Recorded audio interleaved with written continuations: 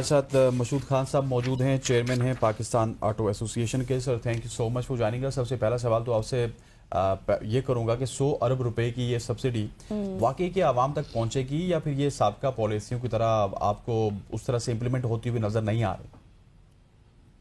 नहीं, देखिए, अस्सलाम वालेकुम। वालेकुम सबसे सलाम। पहले शुक्रिया। देखिए, इलेक्ट्रिकल व्हीकल्स दुनिया में जिन ममालिक में भी लॉन्च हुई है, वहाँ गवर्नमेंट ने एक सब्सिडी दी है। इसकी इसकी बड़ी मिसाल जो है वो चाइना एक साल का।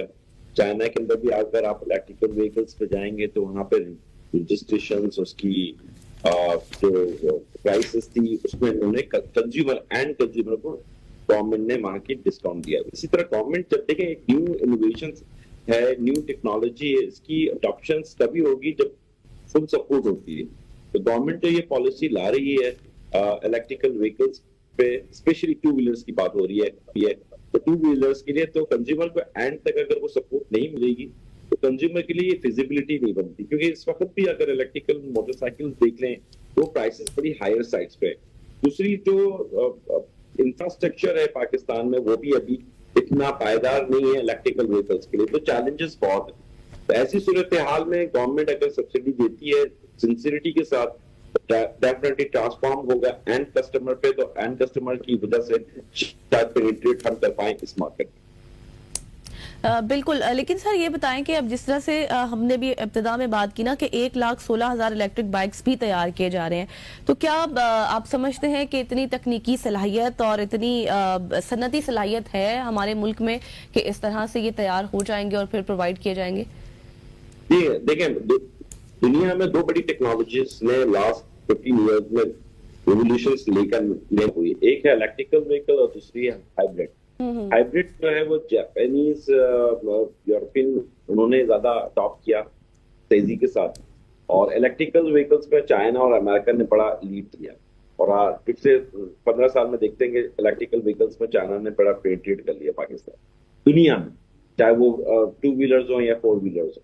इसी तरह पाकिस्तान में जब अभी हमने ईवी की पॉलिसीज की बात हुई, शुरू हुई, तो गवर्नमेंट ऑफ पाकिस्तान ने तकरीबन 60 प्लस ईवी मोटरसाइकिल्स लाइसेंस इजरा किया है।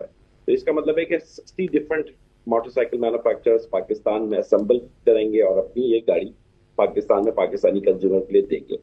इसमें जो इलेक्ट्रिकल्स कंपोनेंट्स हैं वो डेफिनेटली पाकिस्तान अभी ये नहीं बना रहा। इन फ्यूचर शायद हम अभी अगले 4 साल में शायद इस तरफ इस पोजिशन में आए, ये सारा इंपोर्टेड होगा।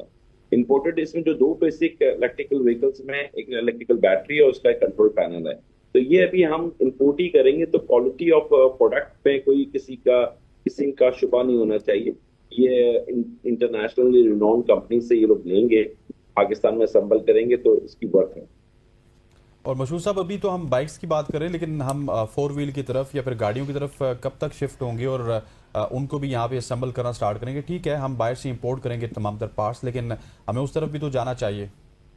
जी, देखिए, दो चीजें। एक तो आप ये जरा सा देखें, तो पाकिस्तान क्योंकि एक हाई एंड कंट्रीज में नहीं आता, एक लोअर एंड कंट्रीज या मिडिल डेवलपमेंट कंट्रीज में आता है, और उसके जो चैलेंजेस है वो डिफरेंट हैं।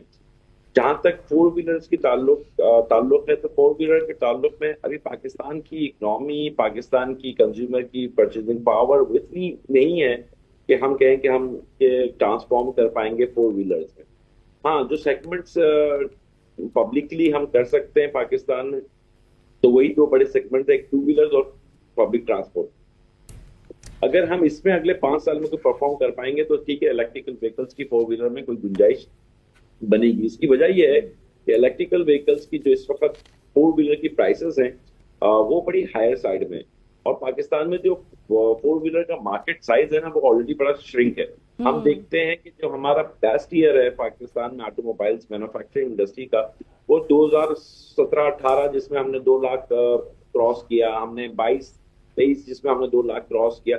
तो ये जो पीरियड है ना, ये बड़ा कम वक्त मिला है हमें, और अभी तक हम कोई बहुत बड़ा बेंचमार्क नहीं बनाए। 2 या 2.5 लाख की मार्केट में मैं नहीं समझता इलेक्ट्रिकल व्हीकल अपनी कोई बहुत बड़ा पोजीशन ले पाएगा, या किस जगह पे ले सकता है वो टू व्हीलर है।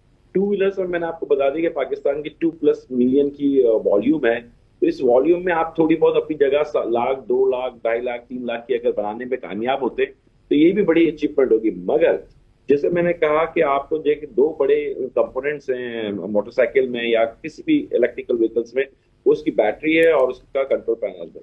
ये चीज पाकिस्तान में टेक्नोलॉजी ट्रांसफर, जिस तरह से सब्सिडी दी जा रही है, जिस तरह से सब्सिडी IMF जहां हमें लोन नहीं देता, हमें बड़ा रुलाता है और वो सब्सिडी देने के लिए यहाँ अच्छा, कायल है। आपने सर अब हमें IMF की बात, IMF से या गवर्नमेंट ऑफ पाकिस्तान में R&D रिसर्च एंड डेवलपमेंट के लिए हमें सब्सिडी मिलनी चाहिए।